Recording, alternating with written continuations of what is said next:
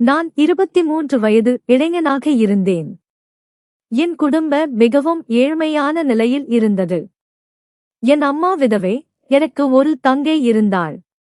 15 வயதிலிருந்தே வீட்டுக்கு அருகில் சிறு சிறு வேலைகள் செய்து அதில் கிடைக்கும் சிறிய தொகையில் குடும்பத்தை நடத்தி வந்தேன். ஆனால் 21 வயதானதும் வெளியூருக்கு சென்று நல்ல வேலை தேடி குடும்பத்தை உயர்த்த வேண்டும் என்று தீர்மானித்தேன். அம்மாவிடம் அனுமதி பெற்று பெங்களூருக்கு புறப்பட்டேன். அங்கு ஒரு சிறிய மளிகை கடையில் டெலிவரி பணியாளனாக வேலை கிடைத்தது. மாதம் 17,000 ரூபாய் சம்பளம் என்று சொன்னார்கள். கடைக்கு அருகிலேயே 2-3 இடங்களில் விசாரித்து ஒரு அழகான பங்களாவில் வாடகைக்கு அறை பார்த்தேன்.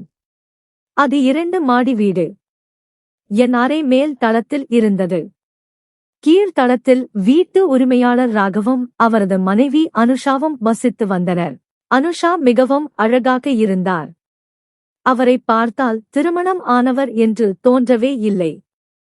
அவரது அழகு என் மனதை முழுவதுமாக கவர்ந்தது. என் மனம் எப்போதும் அவரை பார்த்து கொண்டே இருக்க வேண்டும் என்று ஆசைப்பட்டது. ராகவ் வேலைக்கு வெளியே செல்லும் போதெல்லாம் நான் தூரத்திலிருந்து மறைந்து நின்று அனுஷாவை பார்ப்பேன். ஒரு நாள் என் மனதில் ஒரு யோசனை வந்தது. ஏன் இந்த வீட்டில் வேலைக்காரனாக சேரக்கூடாது? ஆனால் எனக்கு அவ்வளவு தைரியம் இல்லை. நான் மிகவும் ஏழ்மையான குடும்பத்தைச் சேர்ந்தவன். என் அம்மா விதவை. எனக்கு ஒரு தங்கை இருக்கிறாள். நான் 14 வயதிலிருந்தே வீட்டுக்கு அருகிலேயே சிறு சிறு வேலைகள் செய்து வந்தேன். அதில் கிடைக்கும் சிறிய பணத்தில் எங்கள் குடும்பம் நடந்தது. ஆனால் 23 வயதானதும் வெளியூருக்கு வேலைக்கு செல்ல வேண்டும் என்று நினைத்தேன். அதனால் அம்மாவிடம் அனுமதி பெற்று பெங்களூர் நகரத்திற்கு வேலை தேடி புறப்பட்டேன். எனக்கு இங்கு ஒரு கடையில் டெலிவரி பணியாளன் வேலை கிடைத்தது. அதில் எனக்கு மாதம் 17,000 கிடைக்கும். கடையின் அருகிலேயே 2-3 இடங்களில் விசாரித்தேன். எனக்கு வாடகைக்கு இந்த பங்களா வீடு கிடைத்தது. நான் இப்போது என் வேலையை செய்ய ஆரம்பித்திருந்தேன். நான் காலையில் 11 மணிக்கு வெளியே புறப்பட்டு மதியம் 4 மணிக்குள் என் அறைக்கு வந்துவிடுவேன். நான் வீட்டிலிருந்து வெளியே செல்லும் போதெல்லாம் அனுஷா எனக்கு தெரிவார். நான் நின்று அவரை பார்ப்பேன். ஒரு நாள் நான் அறையிலிருந்து வெளியேறி வேலைக்கு சென்று கொண்டிருந்தபோது அந்த வீட்டின் உரிமையாளர் ராகவை சந்தித்தேன். அவர் என்னிடம், "இங்க வா, எனக்கு ஒரு வேலைக்காரன் தேவை. நீ என் வீட்டில் வேலைக்காரனாக வேலை செய்தால் நான் உனக்கு நல்ல சம்பளம் கொடுப்பேன்" என்றார். நான் மிகவும் மகிழ்ச்சி அடைந்தேன். ஏன் என்று தெரியவில்லை. நான் வேறு எதுவும் கேட்காமல் உடனே ராகவிடம் ஆம் என்று சொன்னேன். அடுத்த நாள் கடைக்கு சென்று, எனக்கு இப்போது வேறு வேலை கிடைத்துவிட்டது. நான் இந்த வேலையை செய்ய முடியாது என்று சொல்லிவிட்டு ராகவின் வீட்டுக்கு வந்துவிட்டேன். நான் இப்போது இங்கேயே வேலை செய்ய ஆரம்பித்தேன். வீட்டு உரிமையாளரின் வீட்டில் வேலை செய்வதில் எனக்கு எந்த பிரச்சனையும் இல்லை. ஆனால் ஒரு நாள் ராகவ் வந்து, "விக்ரம், நீ இந்த அறையை காலி செய்ய வேண்டும். இது வாடகைக்கு இருப்பவர்களுக்கானது. வேலைக்காரர்களுக்கு தனி குடியிருப்பு உள்ளது" என்றார். நான் இந்த அறையை காலி செய்துவிட்டேன். இங்கு தங்குவதற்கு பங்களாவுக்கு வெளியே ஒரு சிறிய குடியிருப்பு எனக்கு ஒதுக்கப்பட்டது. நான் அதிலேயே வசித்தேன். இன்று நான் நாள் முழுவதும் பங்களாவில் கழித்தேன். ராகவின் நடத்தை என்னிடம் நன்றாக இருந்தது. அவர் பெரும்பாலும் வீட்டிலேயே இருப்பார். தன் அலுவலக வேலையை பெரும்பாலும் வீட்டிலிருந்தே செய்வார். அனுஷாவின் புகைப்படங்கள் வீட்டில் பல இடங்களில் ஒட்டப்பட்டு இருந்தன. அனுஷா எவ்வளவு அழகாக இருந்தார் என்றால் நான் அவரது புகைப்படத்தை பார்த்தால் பார்த்து கொண்டே இருப்பேன். நான் வீட்டை சுத்தம் செய்த பிறகு சமையலறையில் சமைக்க வந்தேன். சமையல் வேலையில் மும்முரமாகிவிட்டேன். அப்பொழுது அனுஷா அங்கு வந்தார். இன்று நான் அவரை சமையலறையில் முதன்முறையாக பார்த்தேன். ஏனென்றால் அவர் பெரும்பாலும் வீட்டு வேலைகளை செய்வதில்லை. அவர் பெரும்பாலும் தன் அறையிலேயே இருப்பார் என்று கேள்விப்பட்டிருந்தேன். அதனால்தான் அவர்களுக்கு எப்போதும் நிரந்தர வேலைக்காரன் தேவை. அவரை இவ்வளவு அருகில் பார்த்ததும் அவர் இன்னும் முன்பு போல் அழகாக இருக்கிறார் என்றும் அவருக்கு திருமணமாகி 8 ஆண்டுகள் ஆகிவிட்டன என்று யாரும் சொல்ல முடியாது என்றும் உணர்ந்தேன். அவர் சமையலறைக்கு வந்ததும் என்னிடம் தண்ணீர் கேட்டார். அவர், விக்ரம், ஒரு கிளாஸ் தண்ணீர் கொடு என்றார். ஒரு நிமிடம் நான் அவரது வார்த்தைகளை கேட்டு திகைத்தேன். என் பெயர் இதுவல்ல. நான் அவரிடம் என் பெயர் விக்ரம் என்றேன். நான் நிமிர்ந்து அவரை பார்த்தேன். அவர் திகைத்து போனார். ஏனென்றால் அவர் மிகவும் அழகான மற்றும் படித்த பெண். நான் அவருக்கு ஒரு கிளாஸ் தண்ணீர் கொடுத்தேன். கொடுக்கும்போது அவர் மிகவும் வெட்கப்பட்டார். அவர், சாரி, உன் பெயர் விக்ரம் என்று எனக்கு தெரியாது. நீதான் பழைய வேலைக்காரன் என்று நினைத்தேன் என்றார். இதை கேட்டு நான் புன்னகைத்தேன். நான் அவரிடம் ஏதோ சொல்லப் போகும் முன் ராகவ் திடீரென சமையலறையின் கதவருகில் வந்து நின்றார். ஏன் என்று தெரியவில்லை. அவர் என்னையே உற்று பார்த்து கொண்டிருந்தார். இப்போதும் பார்த்து கொண்டிருந்தார். நான் அவரை கதவருகில் பார்த்து அவரிடம், ஐயா, உங்களுக்கு ஏதாவது வேண்டுமா என்று கேட்டேன். என் வார்த்தைகளை கேட்டு ராகவின் முகத்தில் இன்னும் சுருக்கங்கள் விழுந்தன. அவர் என்னை விழுக்கி விடுவது போல், இது உன் வீடு இல்லை, என் வீடு. நீ எனக்கு என்ன செய்ய வேண்டும், என்ன செய்யக்கூடாது என்று கட்டளையிடுவாயா? நான் உன்னை கேட்டு முடிவெடுக்க மாட்டேன் என்றார். இதை கேட்டு நான் மிகவும் ஆச்சரியப்பட்டேன்.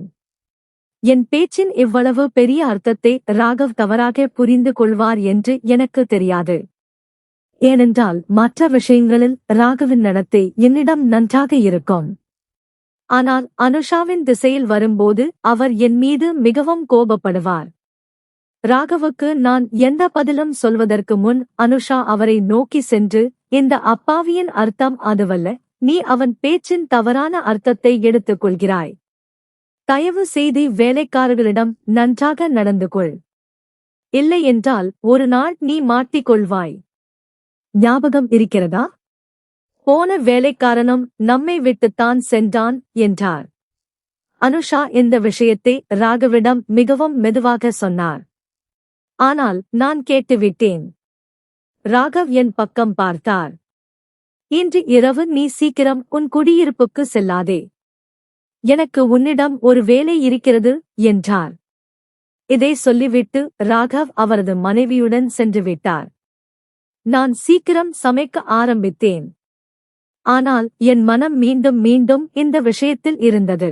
எனக்கு முன்னால் வேலையை விட்டு சென்றவருக்கு என்ன நடந்திருக்கும் என்று நான் நீண்ட நேரம் இதைப் பற்றி யோசித்துக் கொண்டிருந்தேன். அதற்குள் உணவு தயாராகிவிட்டது. அதனால் நான் ராகவிடம் இதைப் பற்றி சொன்னேன்.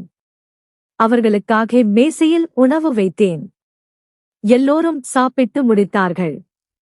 பிறகு நான் சமையலறையில் உட்கார்ந்து சாப்பிட்டேன். சாப்பிட்ட பிறகு என் அம்மாவிடமிருந்து அழைப்பு வந்தது. நான் அவரிடம் பேசுவதில் மும்முரமாகிவிட்டேன். நான் போனில் பேசிக் கொண்டிருந்த போது யாரோ பார்ப்பது போல் உணர்ந்தேன். நான் உடனே கதவை நோக்கி பார்த்தேன். நான் அதிர்ச்சி அடைந்தேன். ஏனென்றால் கதவருகில் ராகவ் நின்று கொண்டிருந்தார். நான் அவருக்கு பெரும் நஷ்டத்தை ஏற்படுத்தி விட்டேன் என்பது போல் என்னை உற்று பார்த்து கொண்டிருந்தார். நான் பயந்து போனை துண்டித்துவிட்டு உடனே ராகவிடம் சென்றேன். நான் அவரிடம், ஐயா, என்ன வேலை என்று மட்டுமே கேட்டிருந்தேன். திடீரென ராகவ் என் சட்டை காலரை பிடித்து, சாப்பிட்ட பிறகு என் அறைக்கு வரச் சொல்லி இருந்தேனே, மறந்துவிட்டாயா என்றார். இதை கேட்டு நான் திடீரென திகைத்தேன். இது என் தவறு என்று எனக்கு ஞாபகம் வந்தது. ஆனால் ஒருபுறம் நான் மிகவும் கவலைப்பட்டேன். ஆரம்ப நாட்களில் ராகவின் நடத்தை என்னிடம் நன்றாக இருந்தது. நான் இங்கு புதிதாக வந்தபோது ராகவ் என்னிடம் மிகவும் நன்றாக இருந்தார். இப்போது நான் இங்கு வேலை செய்து 1 அல்லது 2 வாரங்கள் ஆகஸ்ட் போகிறது. என் வேலை இங்கு 12 மணி நேரத்துக்கு உறுதியாகிவிட்டது.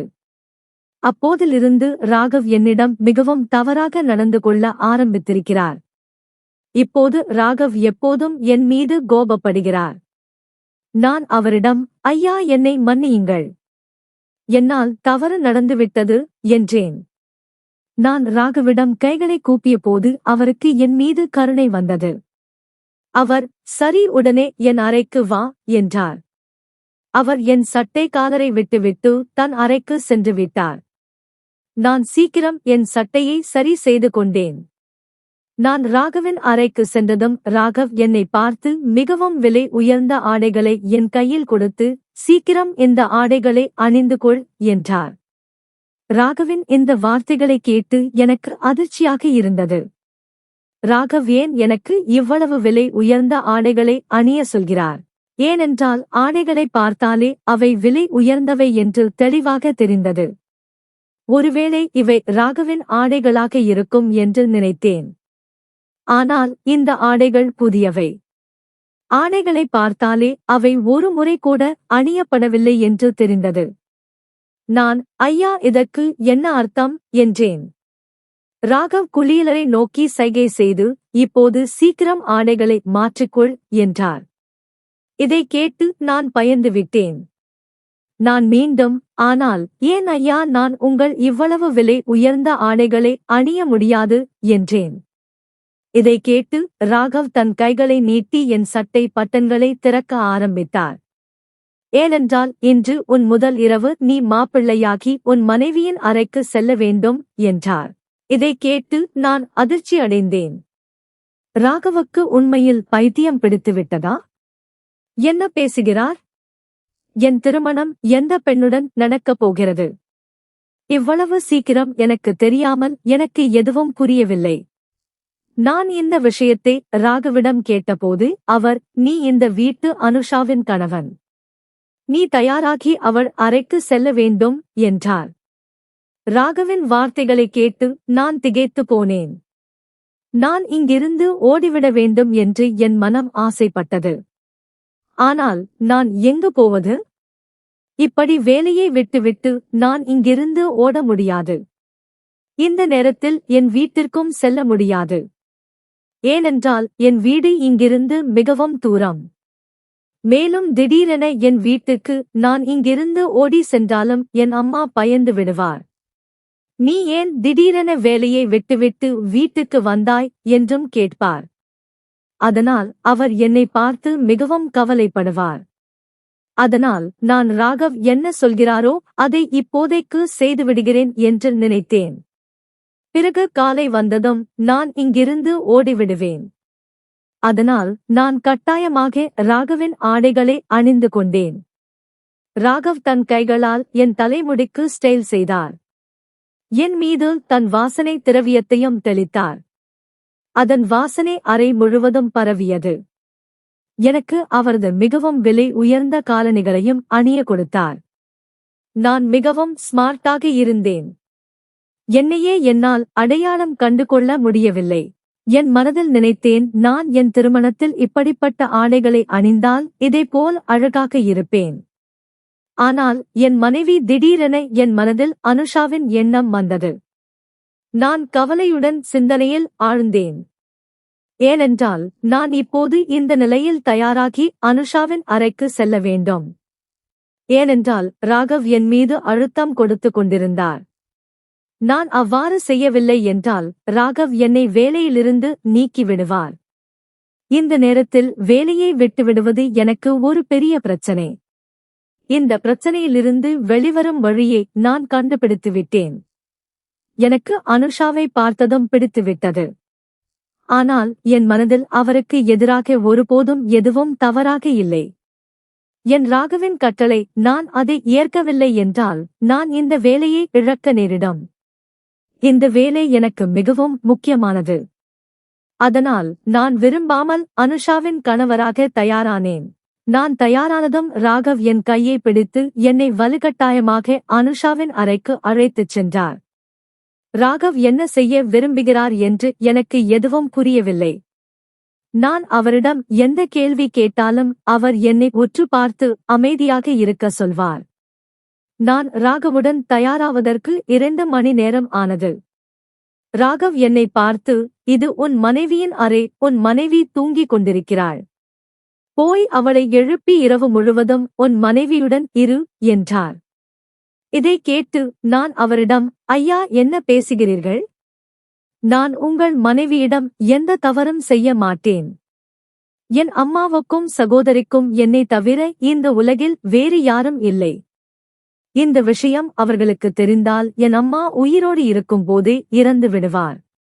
நான் என் அம்மாவுக்கு என்ன முகம் காட்டுவேன்? நான் இங்கு வேலை செய்ய வந்தேன். என் வீட்டு அனுஷாவிடம் இப்படி செய்தால் நான் எல்லோர் முன்னிலையிலும் தாழ்ந்து போவேன். உலகம் என் மீது துப்பும் என்றேன். நான் என் ராகவின் கால்களை பிடித்துக்கொண்டு அவரிடம் கெஞ்சினேன். ஐயா, என்னை விடுங்கள், என்னை எந்த பாவமும் செய்ய விடாதீர்கள். என்னை போக விடுங்கள். அனுஷா மிகவும் நல்ல பெண். நான் அவர் பார்வையில் தவறாக இருக்க விரும்பவில்லை என்று கெஞ்சினேன். ஆனால் என் பேச்சில் அவருக்கு எந்த பாதிப்பும் இல்லை. நான் ஆரம்பத்தில் வேலைக்கு சேர்ந்தபோது ராகவின் நல்ல நடத்தை பார்த்துதான் நான் இங்கு வேலை செய்ய முடிவு செய்தேன். ஒருவேளை ராகவுக்கு வேறு வேலைக்காரன் கிடைக்கவில்லை. அதனால்தான் அவர் என்னிடம் நன்றாக நடந்து கொண்டார். இந்த ஆள் இவ்வளவு கீழ்த்தரமானவன் என்று எனக்கு தெரியாது. தெரிந்திருந்தால் நான் ஒருபோதும் இங்கு வேலை செய்திருக்க மாட்டேன். இன்று இந்த வீட்டில் வேலை செய்வதற்கு எனக்கு வருத்தமாக இருந்தது. வேலையிலிருந்து நீங்கினாலும் இப்போது நான் வருத்தப்பட மாட்டேன் என்று நினைத்தேன். ஆனால் அனுஷாவிடம் நான் எந்த தவறும் செய்ய மாட்டேன். ஆனால் ராகவ் ஒரு சலுகையை வழங்கினார். என் கண்கள் விரிந்துவிட்டன. ராகவ், நீ உன் வீட்டு அனுஷாவுடன் ஒரு இரவு தங்கினால், அவளுடன் உறவு கொண்டால் நான் உனக்கு 5 லட்சம் கொடுப்பேன் என்றார். இதை கேட்டு நான் என் அம்மாவையும் வறுமையையும் நினைத்து பார்த்தேன். இவ்வளவு பணம் கிடைத்தால் எனக்கு ஒரு நல்ல வீடு இருக்கும். என் சகோதரியின் திருமணமும் செய்துவிடுவேன். என் சொந்த சிறிய வியாபாரத்தையும் ஆரம்பிப்பேன். நான் இதை பற்றி யோசித்துக் கொண்டிருந்த போது ராகவ் என் கையை பிடித்து என்னை ஒழுக்கினார். அவர், இப்போது உனக்கு எந்த பிரச்சனையும் இல்லையா என்றார். நான் சம்மதித்தேன்.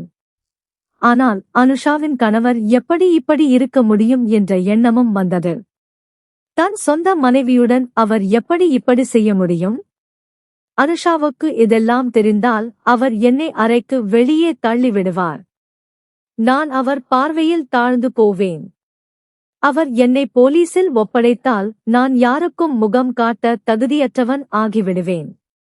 ராகவ், என்னும் யோசிக்கிறாய்? இவ்வளவு நல்ல சலுகை கிடைத்த பிறகும் யோசிக்கிறாயா? பார், நீ உன் தோற்றத்தை முழுவதுமாக கெடுத்துவிட்டாய். உனக்கு தெரியுமா? உன் வீட்டு அனுஷாவுக்கு அசிங்கமான பையன்கள் சுத்தமாக பிடிக்காது. இந்த நேரத்தில் நீ மிகவும் அழகாக இருக்கிறாய். சரி, சபாஷ் என்றார். இதை சொல்லிவிட்டு அவர் தன் கைகளால் என் ஆடைகளை சரி செய்து என்னை உள்ளே செல்ல சைகை செய்தார். நான் ஆச்சரியத்துடன் ராகவின் முகத்தை பார்த்தேன். அவர் தன் மனைவியுடன் இரவு முழுவதும் தங்குவதற்கு என்னை தன் சொந்த விருப்பத்தின் பெயரில் அனுப்புகிறார் என்று எனக்கு புரியவில்லை. இப்படிப்பட்ட ஒரு மனிதனை நான் என் வாழ்க்கையில் எங்கும் பார்த்ததில்லை.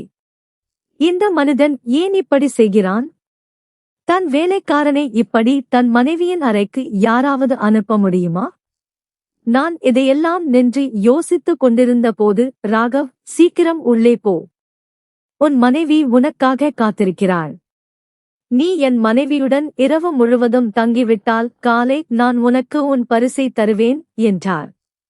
நான் ஒரு ஏழை வேலைக்காரன் என்று எனக்கு நன்றாக தெரியும். அவர் எனக்கு பண ஆசையை காட்டினார். நான் ஆசைப்பட்டு அவரது மனைவியுடன் உறவு கொள்வேன் என்று. ஆனால் எனக்கு பண ஆசை துளியும் இல்லை. அதனால் நான் ராகவிடம், எனக்கு மீண்டும் மீண்டும் பண ஆசை காட்டாதீர்கள். எனக்கு ஒரு பெண்ணின் மரியாதை மிகவும் முக்கியம். நீங்கள் என்னை எப்படி நினைக்கிறீர்களோ நான் அப்படிப்பட்டவன் இல்லை. நான் பெண்களை மிகவும் மதிக்கிறேன். நான் ஒருபோதும் பெண்களை நிமிர்ந்து கூட பார்த்ததில்லை என்றேன். இதை கேட்டு ராகவுக்கு கோபம் வந்து அவர் அறைக்கதவை திறந்து என்னை உள்ளே தள்ளினார். நான் நேராக படுக்கையில் அனுஷாவின் மீது விழுந்தேன். அவர் படுக்கையில் ஒருபுறம் திரும்பி தூங்கிக் கொண்டிருந்தார். ராகவ் என்னை இவ்வளவு பலமாக தள்ளினார். நான் என்ன செய்வது என்று புரியவில்லை. ஏனென்றால் ராகவ் ஜிம் செல்பவர். மிகவும் வலிமையானவர். நான் ஒல்லியான பையன். நான் சமாளிப்பதற்குள் தாமதமாகிவிட்டது. நான் ஓடி கதவு நோக்கிச் சென்றேன். ராகவ் கதவை வெளியே பூட்டிவிட்டார். இதை பார்த்து நான் கவலை அடைந்தேன். நான் அறைகதவை பலமாக தட்ட ஆரம்பித்தேன். நான் ராகவிடம் கத்தி, ஐயா கதவை திறங்கள் என்றேன். ஆனால் கதவு திறக்கவில்லை. நான் ஆச்சரியத்துடனும் கவலையுடனும் அனுஷாவை பார்த்தேன். அவர் என் பக்கம் பார்த்ததும் இன்னும் அதிர்ச்சி அடைந்தார். அவர், நீ இந்த நேரத்தில் என் அறையில் என்ன செய்கிறாய்? நீ இந்த ஆடைகளை எப்படி அணிந்திருக்கிறாய்? நீ எங்காவது செல்கிறாயா? அல்லது எங்கிருந்தாவது வருகிறாயா என்றார். இதை சொல்லிவிட்டு அவர் தன் படுக்கையிலிருந்து எழுந்து என் பக்கம் வர ஆரம்பித்தார். இன்றிரவு நான் என் வீட்டு அனுஷாவுடன் கழிக்க வேண்டும் என்று நினைத்தாலே என் உடல் நடுங்கியது. நான் அவரிடம், மேடம் தயவு செய்து என்னை மன்னியுங்கள், என்னை தவறாக நினைக்காதீர்கள் என்றேன். இதை சொல்லிவிட்டு நான் கனவுடன் சாய்ந்து நின்றேன். என் தலை குனிந்திருந்தது. எனக்கு மிகவும் பயமாக இருந்தது. இந்த இரவில் நான் ஒரு பெண்ணின் அறையில் பூட்டப்பட்டிருந்தேன். அனுஷா என் மீது எந்தவித குற்றச்சாட்டையும் சுமத்தலாம். ஒரு ஆண் எவ்வளவு நல்ல எண்ணம் கொண்டவனாகவும் மரியாதைக்குரியவனாகவும் இருந்தாலும் ஒரு பெண் அவன் மீது குற்றம் சாட்ட நீண்ட நேரம் ஆகாது. மக்களும் அந்த குற்றச்சாட்டை உண்மை என்று நம்புகிறார்கள். இதையெல்லாம் நினைத்து என் உடல் நடுங்க ஆரம்பித்தது. நான் மீண்டும் கதவை தட்ட ஆரம்பித்தேன். ஐயா தயவு செய்து கதவை திறங்கள், என்னை இங்கிருந்து வெளியேற்றுங்கள் என்று கதவை வலமாக தட்ட ஆரம்பித்தேன். நான் கதவை தட்டி சோர்வடைந்தேன். என் கைகளும் வலிக்க ஆரம்பித்தன. அனுஷா அமைதியாக ஒரு மூலையில் நின்றிருந்தார். அவர் கண்களில் கண்ணீர் இருப்பதை நான் கவனித்தேன். சிறிது நேரம் கழித்து அவர் என் பக்கம் வந்தார். நான் விரைவாக கைகளை கூப்பி, மேடம் என் அருகில் வராதீர்கள். நான் உங்களுக்கு எதுவும் செய்ய மாட்டேன். ஐயா என்னை உங்கள் அறையில் வலுக்கட்டாயமாக அனுப்பினார். நான் இங்கு வர விரும்பவில்லை. அவர் எனக்கு 5 லட்சம் கொடுக்கவும் தயாராக இருக்கிறார் என்று சொன்னேன். இந்த முறை நான் அழ ஆரம்பித்துவிட்டேன். நான் எந்த வகையிலும் விரும்பவில்லை என்பதால் நான் அவரிடம் என்னை இந்த அறையிலிருந்து வெளியேற சொல்லிக் கொண்டிருந்தேன். நான் என் விருப்பப்படி வரவில்லை. உங்கள் கணவர்தான் என்னை இந்த அறைக்கு அனுப்பினார் என்றேன். அனுஷா, நீ இந்த மாதிரி ஆள் இல்லை என்று எனக்கு தெரியும் என்றார். நான் மிகவும் வெட்கப்பட்டேன். ஆனால் எனக்கு என்ன செய்வது என்று புரியவில்லை. அனுஷாவும் ராகவை போல என்னை சிக்க வைத்து விடுவார் என்று பயந்தேன். அனுஷா என்னை தொட முயற்சித்துக் கொண்டிருந்தார். நான் விரைவாக அவரை நிறுத்தி, மேடம் தயவு செய்து என்னை தவறாக நினைக்காதீர்கள் என்று அவரிடம் சொன்னேன். இதை கேட்டதும் அவர் தன் கையை நிறுத்திக் கொண்டார்.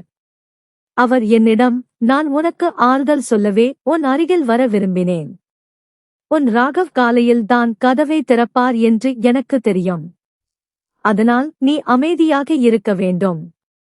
உன் நிலையை சரி செய்ய வேண்டும் என்றார். அனுஷாவின் வார்த்தைகளை கேட்டதும் நான் என் முகத்தை விரைவாக துடைத்தேன். ஆனால் நான் அவரது அக்கறையை கவனிக்கவில்லை. நான் அவரிடம், என் நிலைமையை பற்றி கவலைப்படாதீர்கள். ஐயாவிடம் ஒருமுறை கதவை திறக்க சொல்லுங்கள். நான் என் பொருட்களை எடுத்துக்கொண்டு இங்கிருந்து சென்று விடுவேன். நாளை முதல் வேலைக்கு வரமாட்டேன். நான் ஒரு ஏழை மனிதன், எந்த சிக்கலிலும் சிக்க விரும்பவில்லை. என் விதவை அன்னை என் காரணமாக அவமானப்பட நான் விரும்பவில்லை என்றேன். இதை கேட்ட அனுஷா, ஆனால் அவர் காலை ஆவதற்கு முன் கதவை திறக்க மாட்டார். என் கணவரை பற்றி எனக்கு நன்றாக தெரியும் என்றார். இதை சொல்லிவிட்டு அவர் தன் சோபாவை நோக்கி நடந்தபோது நான் பயந்துவிட்டேன். அவரிடம், நீங்கள் எப்படிப்பட்ட விஷயங்களை பேசிக் கொண்டிருக்கிறீர்கள்? நான் உங்களுக்காக இந்த ஆடைகளை அணியவில்லை. ஐயாதான் என்னை கட்டாயப்படுத்தினார். எனக்கு வலு கட்டாயமாக ஆடைகளை அணிய வைத்தார் என்று சொல்ல ஆரம்பித்தேன். என் முகத்தில் வியர்வை வழிய ஆரம்பித்தது. அனுஷா என்னை பார்த்து, எனக்கு தெரியும். ஆனால் நீ இரவு முழுவதும் இப்படி உட்கார்ந்து சோர்வடைந்து விடுவாய். நீ படுக்கையில் தூங்கு, நான் சோபாவில் தூங்குவேன் என்றார். அவர் சோபாவில் படுத்துக்கொண்டு தூங்குவதற்காக கண்களை மூடிக்கொண்டார். ஆனால் அவர் ஏன் இப்படி செய்தார் என்று எனக்கு புரியவில்லை. ஒருவேளை அவர் வேண்டுமென்றே கண்களை மூடிக்கொண்டார்.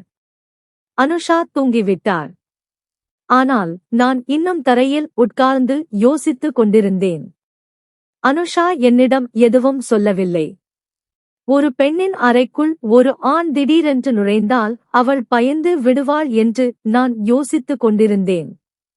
ஆனால் அனுஷா முகத்தில் எனக்கு எந்த கோபமும் அல்லது பயமும் தெரியவில்லை.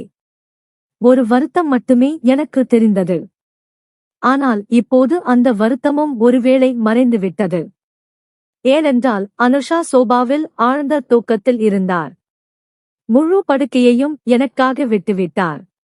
இரவு முழுவதும் இப்படியே யோசித்துக் கொண்டும் தரையில் உட்கார்ந்தும் கழிந்தது. இப்படியே என் இரவு முழுவதும் விழித்திருக்கவே கழிந்தது. காலை ஆனது. கதவு திறக்கும் சத்தம் கேட்டதும் நான் உடனடியாக கதவை பார்த்தேன். நான் கதவை நோக்கி நடந்தேன். ஆனால் அதற்கு முன்பே ராகவ் உள்ளே வந்து என் பக்கம் பார்த்தார். நான் நடுங்க ஆரம்பித்தேன். என்னை உற்று பார்த்த பிறகு அவர் தூங்கிக் கொண்டிருந்த அனுஷாவிடம் சென்று அவரை எழுப்பி, அனுஷா எழும்பு, ரொம்ப நேரமாகிவிட்டது. வேலைக்காரன் உன் அறையில் என்ன செய்கிறான் என்றார். இதை கேட்ட அனுஷா எழுந்தாள். அப்போது ராகவ் அனுஷாவின் கையை பிடித்து அவளை ஒரு ஓரமாக அழைத்துச் சென்று அவளிடம் என்னென்னவோ பேச ஆரம்பித்தார். அதை கேட்டதும் அனுஷாவின் முகத்தின் நிறம் மாறியது. இதை பார்த்து நான் அதிர்ச்சி அடைந்தேன். ஆனால் இப்போது நான் சுதந்திரமாக இருந்ததால் விரைவாக வெளியேற ஆரம்பித்தேன். அப்போது ராகவ் என்னிடம், நில், இந்த புதிய ஆடைகளை கழற்றிவிடு. நான் உன்னிடம் ஒன்று சொல்ல வேண்டும். நீ சீக்கிரம் அனுஷாவுக்காக காலை உணவு செய்து கொண்டு வா என்றார். இதை கேட்டதும் நான் உடனே ஆடைகளை மாற்ற சென்றேன்.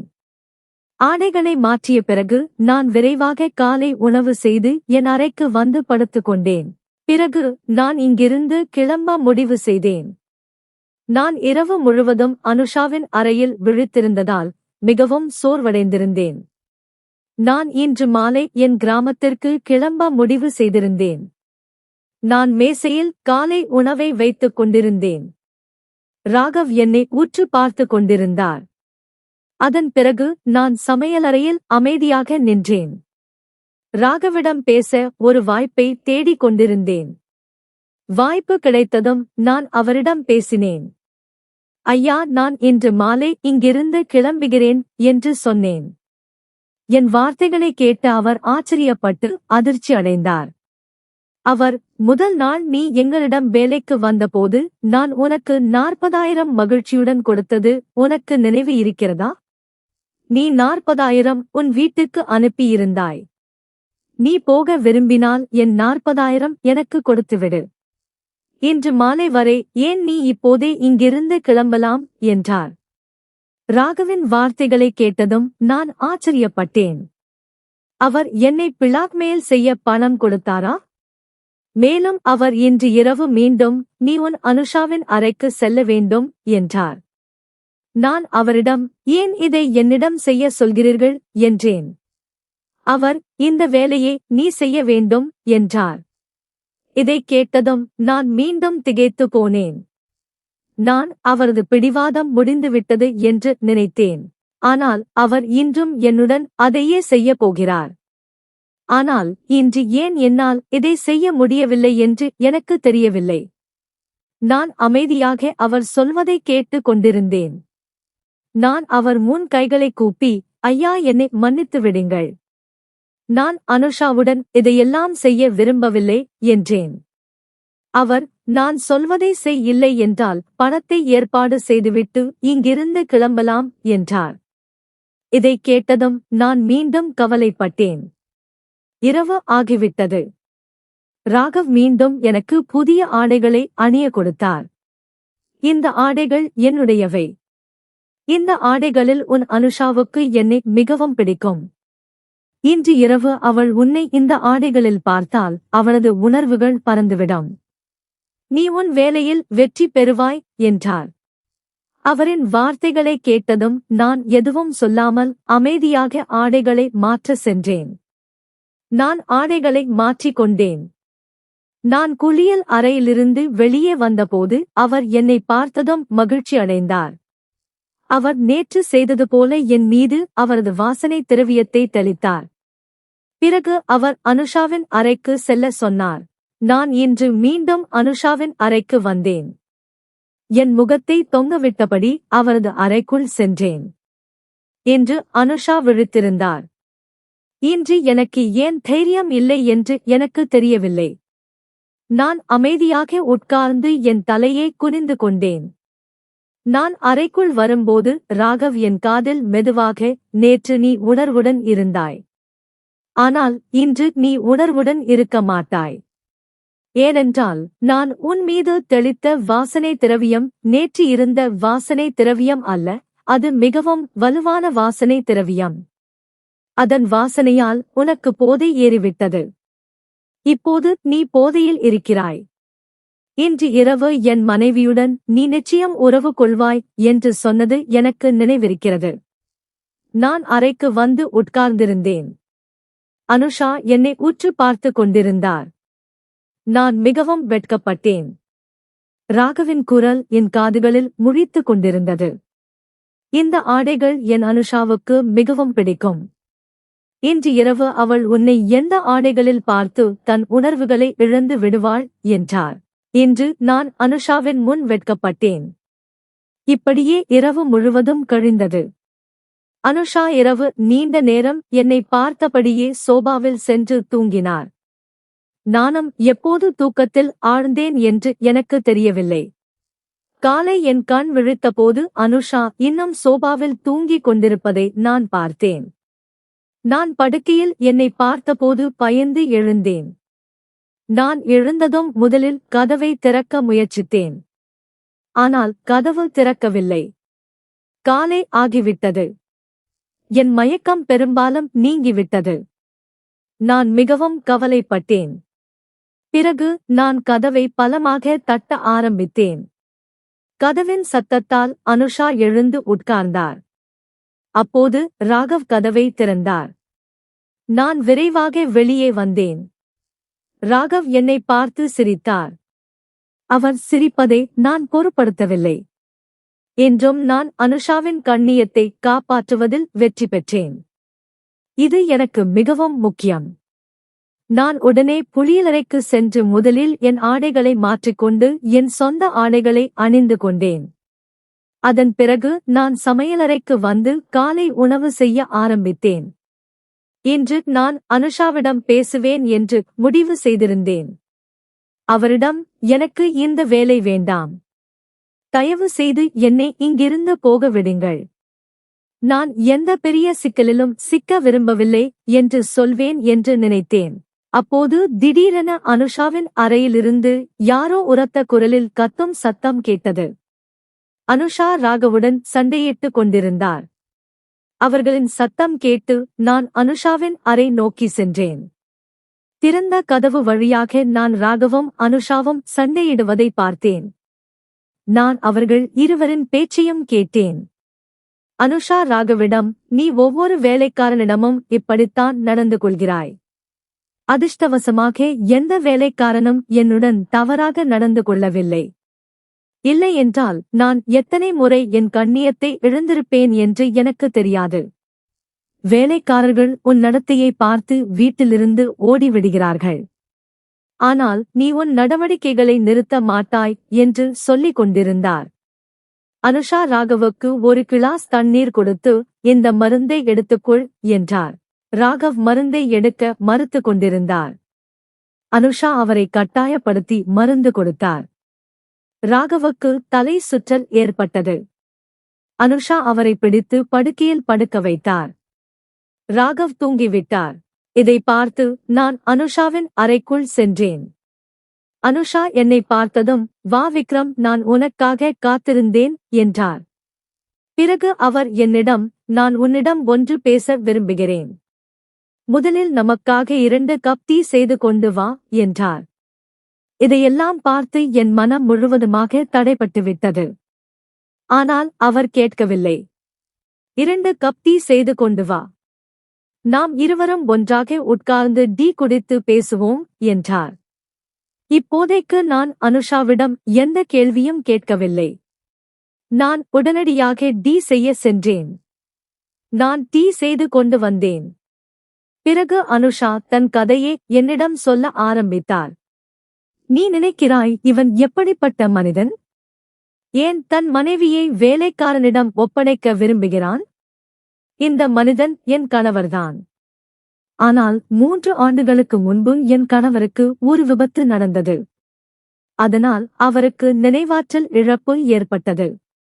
என் கணவர் என்னை பைத்தியம் போல் காதலித்தார். என் கணவரால் நான் எந்த ஆணுடன் இருப்பதையும் பொறுத்து கொள்ள முடியவில்லை. ஆரம்பத்திலிருந்தே அவர் என் மீது சந்தேகம் கொண்டிருந்தார். அவருக்கு விபத்து நடந்த அன்று நான் என் கணவரை என் நண்பருடன் சேர்ந்து மருத்துவமனைக்கு அழைத்துச் சென்றேன். எனக்கு இந்த உலகில் யாரும் இல்லை. என் கணவர் சுயநினைவு திரும்பியவுடன் அவருக்கு பைத்தியம் போன்ற நிலையில் கூட என் மீது சந்தேகம் வர ஆரம்பித்தது. மெதுவாக சிகிச்சையில் என் கணவர் குணமடைந்தார். ஆனால் அவருக்குள் இன்னும் பைத்தியக்காரத்தனமான விஷயங்கள் சில உள்ளன. இதனால்தான் அவர் வீட்டுக்கு வரும் ஒவ்வொரு ஆணையும் என் மீது சந்தேகம் கொள்கிறார். ஒவ்வொரு ஆணுடனும் நான் எளிதில் பழகிவிட முடியும் என்று அவர் நினைக்கிறார். இப்படி நிறைய வேலைக்காரர்கள் வீட்டுக்கு வந்துள்ளனர். அவர்களை அவர் வலுக்கட்டாயமாக மிரட்டி என் அறைக்கு அனுப்பிவிடுகிறார். நான் மற்ற ஆண்களுடன் உறவு கொள்ள முடியும் என்று நிரூபிக்க விரும்புகிறார். இதெல்லாம் என் கணவரின் நோயின் ஒரு பகுதிதான். அதனால்தான் அவர் இதையெல்லாம் செய்கிறார். உண்மையில் என் கணவர் மிகவும் நல்ல மனிதர். அவருக்குள் எந்த தீமையும் இல்லை. அவரது சந்தேக குணம் மட்டுமே அவருக்கு நோயிலும் அவரை விடவில்லை என்றார். அனுஷாவின் வார்த்தைகளை கேட்டதும் நான் ஆச்சரியப்பட்டேன். என் ராகவ் மனநலம் பாதிக்கப்பட்டவர். நான் அவரை தவறாக புரிந்து கொண்டிருந்தேன். பிறகு அனுஷா என்னிடம், நீ உன் ராகவை நன்றாக பார்த்து கொள்ள வேண்டும். அவருக்கு சரியான நேரத்தில் மருந்துகளை கொடுக்க வேண்டும். நான் விரும்பி இருந்தால் ஒரு பெண்ணையும் வேலைக்கு வைத்திருக்கலாம். ஆனால் ஒருவேளை எந்த பெண்ணும் என்னுடன் சேர்ந்து என் கணவரை பார்த்து கொள்ள முடியாது. இன்று வரை நான் இந்த உண்மையை யாரிடமும் சொல்லவில்லை. ஏனென்றால் எல்லா வேலைக்காரர்களும் உன்னைப் போல இல்லை. உனக்கு முன் இருந்த வேலைக்காரர்கள் அனைவரும் என் லாபத்தை எடுக்க முயன்றனர். நான் அவர்களை அடித்து விரட்டிவிட்டேன். அந்த இரவு நீயும் என்னுடன் ஏதாவது செய்ய முயன்றிருந்தால் நான் உன்னையும் அடித்திருப்பேன். நீயும் அடுத்த நாளே வேலையை விட்டு சென்றிருப்பாய். பெண்ணின் லாபத்தை எடுக்காதவர்கள் யாரும் இல்லை. ஆனால் நீ அப்படிப்பட்டவன் அல்ல என்று அனுஷா கூறினார். உன் ராகவுக்கு 12 மாதங்களுக்கு தொடர்ந்து சிகிச்சை அளிக்க வேண்டும். அதன் பிறகு அவர் முற்றிலும் குணமடைவார் என்று கூறினார். எனக்கு பணம் தேவைப்பட்டது. நான் மறுக்கவில்லை. ராகவை குணப்படுத்த முடிவு செய்தேன். அவர் சொல்வது போல் ஒவ்வொரு இரவும் அனுஷாவின் அறைக்கு செல்வேன். இப்படியே நான் ராகவை என் பேச்சில் சிக்க வைத்து அவருக்கு மருந்துகளையும் கொடுக்க ஆரம்பித்தேன். ஏனென்றால் அவர் மருந்துகளை சாப்பிட விரும்பவில்லை. மெதுவாக அவரின் சிகிச்சையும் முடிவடைந்தது. ராகவும் மெதுவாக குணமடைந்தார். ராகவ் என்னை அனுஷாவின் அறைக்கு அனுப்பிய இரவில் நான் சென்றேன். அவர் அனுப்பாத போது நான் செல்லவில்லை. மெதுவாக ராகவ் முற்றிலும் சாதாரணமாகிவிட்டார். ஏனென்றால் சில நேரங்களில் ஒருவரின் மனதில் உள்ள விஷயம் அவரது மனநல சமநிலைக்கு பிறகும் அவர் மனதில் அமர்ந்திருக்கும். இது என் ராகவுக்கும் நடந்தது. ராகவ் அனுஷாவை பைத்தியம் போல் காதலித்தார். தன் மனைவியை வேறு யாரையும் பார்க்க விரும்பவில்லை. நன்றி.